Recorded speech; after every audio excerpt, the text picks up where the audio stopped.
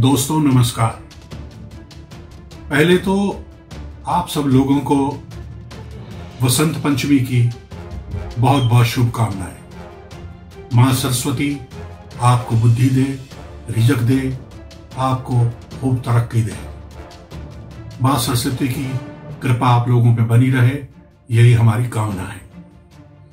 मां सरस्वती बुद्धि का प्रतीक है, तो मैं खास तौर पे ये जो बात अभी कहने वाला हूं वो ये है कि भारत के उत्तर के जो राज्य अपना उत्तर प्रदेश है, वहां के लोग आज ये प्रण लें कि मां सरस्वती की कृपा से अपनी बुद्धि का बिल्कुल सही इस्तेमाल करेंगे और सही जगह वोट डालेंगे।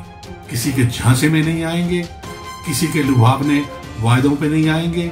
ये याद रख के चलें कि आपका पिछले दिन, पिछला इतिहास, पिछले कई बरस कैसे गुजरे। क्या उत्तर प्रदेश में तरक्की हुई? क्या किसानों को उनके गन्ने का पैसा मिला? क्या गरीब मजदूरों को उनकी पूरा मेहनताना जो है, उनकी कमाई जो है उनके हाथ में आई? क्या गरीब किसानों को सरकार ने कोई मदद की? क्या हमारे जो भाई डरते थे उत्तर प्रदेश में निकलने पर, वो आज क्या अपना बिना किसी डर के बाहर निकल सकते हैं? तो इन सब चीजों को आपने सोचना है, मां सरस्वती की वंदना करनी है और ये उसको कहना है कि मुझे इतनी बुद्धि दें, मुझे इतना समझ दें कि मैं बिल्कुल सही व्यक्ति को चुन सकूं और मेरे हाथों से कोई गलत व्यक्ति ऐसा ना चुना जाए जिससे मेरे प्रदेश का नुकसान हो।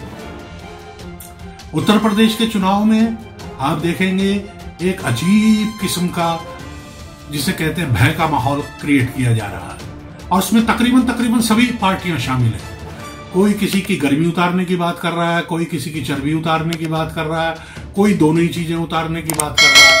तो ये एक तरह से राजनीति का ऐसा अखाड़ा बन गया है कि जिसमें अब खुली छूट है, जो मर्जी जो बोले। जनता के बारे में बात कम हो रही है, इन सब चीजों के बारे में बात ज्यादा हो रही है। तो हमें ध्यान रखना होगा कि कौन लोग हैं, वो कौन हैं जो इस तरह के चीजों में हमें उलझा तो नहीं रहे हैं कहीं, है ना। तो इसके लिए हमें मां सरस्वती को हाथ जोड़कर आज बुद्धि मांगनी है। आज ये कहना है कि हमें ऐसे व्यक्ति मिले, हमें ऐसी सोच मिले जिससे कि हम बिल्कुल सही उम्मीदवार का चयन कर सकें। दोस्तों, अभी 2-4 दिन पहले ही ओवैसी साहब के ऊपर गोली चलाई गई। पिलखुआ हाईवे पे कहीं पढ़ा था मैंने, तो उसके कुछ न्यूज भी देखी थी। तो गोली चलाने वाला इतना समझदार था कि उसने गोली जो है वो कार के निचले हिस्सों पे चलाई, पिछले हिस्से पे चलाई, बोनेट की तरफ चलाई। कोई शीशे की तरफ नहीं चलाई, खिड़की की तरफ नहीं चलाई। तो ये क्या खेल है, ये क्या माजरा है, इसको थोड़ा गहराई से ध्यान से सोचना है। अगर किसी ने ये काम करवाया है तो उसने इस तरीके से क्यों करवाया? देखिए, इसमें 2 चीजें होंगी। एक तो वोट कंसोलिडेट किया जाएगा, इसमें ओवैसी साहब को भी कुछ ना कुछ तो फायदा हो सकता है। इसमें सपा के लोग भी हो सकते हैं, इसमें बीजेपी भी अपना गेम खेल सकती है, लेकिन इसमें कोई ना कोई ऐसी राजनीति जरूर है जो कहीं हमें भरमाने के चक्कर में है।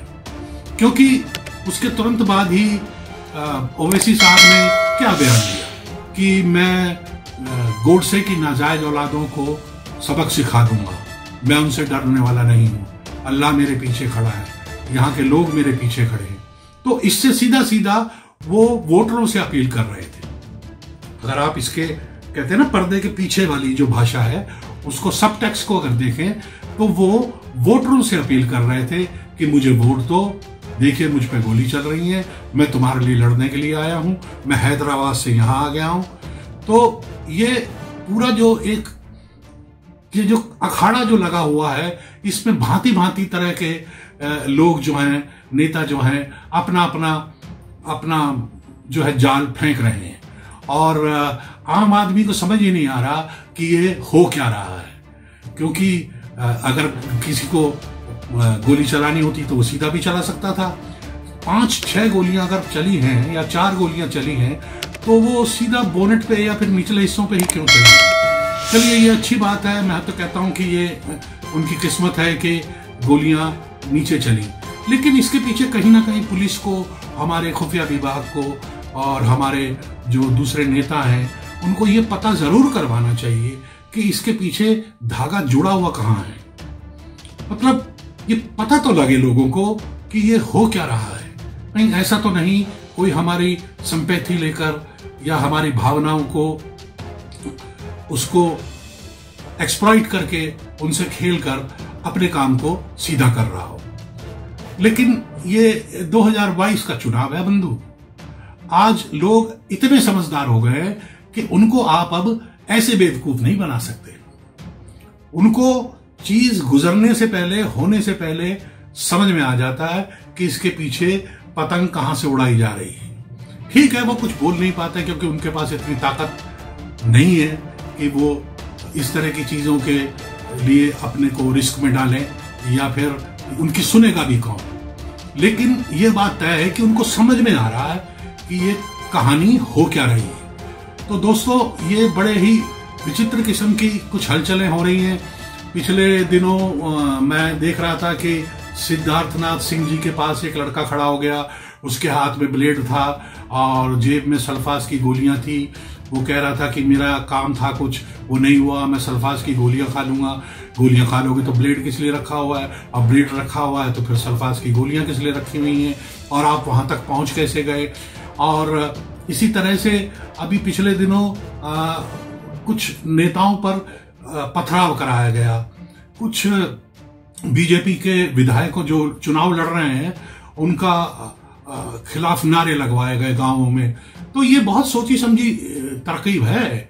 मतलब इसमें सबको समझ में आ रहा है कि कहां से ये सब करवाया जा रहा है।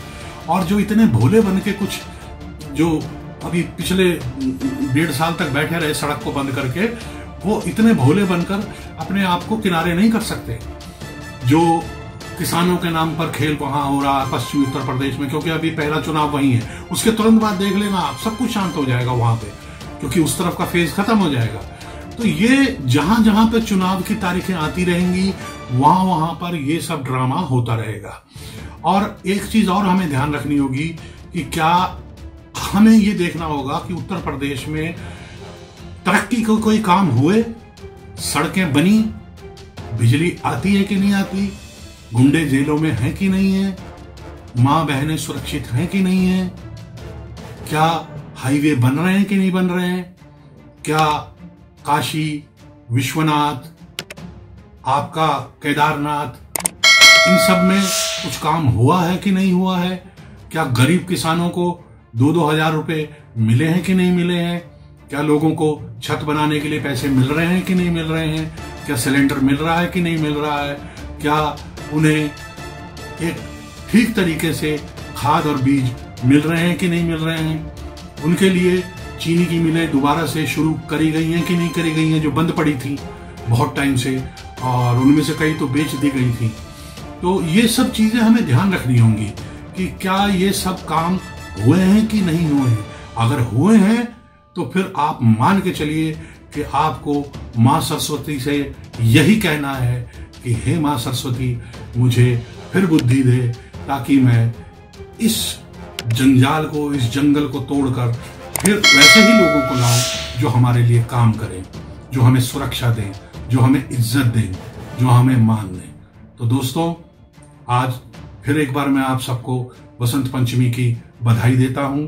मां सरस्वती सब पे कृपा करे, आप बुद्धि का इस्तेमाल करें और बहुत सोच समझ के ठंडे दिमाग से, ये जो सर्वे वर्वे चलते रहते हैं ये चैनल्स वगैरह में इधर उधर, इनके भी ज्यादा झांसे में नहीं आना। अचानक ही आजकल इन्होंने नए नए गेस्ट बुलाने शुरू कर दिए, तो ये सब पूरा खेल कहां से रचा जाता है आप समझते हो, मेरे को बताने की जरूरत नहीं है। तो इसलिए ज्यादा किसी के चक्कर में नहीं पड़ना, अपनी बुद्धि से सोचना है कि क्या मेरे यहाँ कुछ परिवर्तन हुआ कि नहीं हुआ।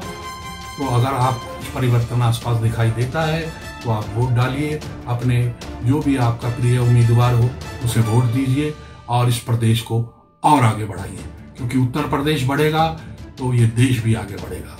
उत्तर प्रदेश कई देशों से बहुत बड़ी जनसंख्या रखता है, तो उत्तर प्रदेश का आगे बढ़ना बहुत जरूरी है। तो दोस्तों, अपना ध्यान रखिए, थोड़ी दूरी बना के रखिए, मास्क पहन के रखिए और कहते रहिए जय भारत, जय माता भारत, वंदे मातरम।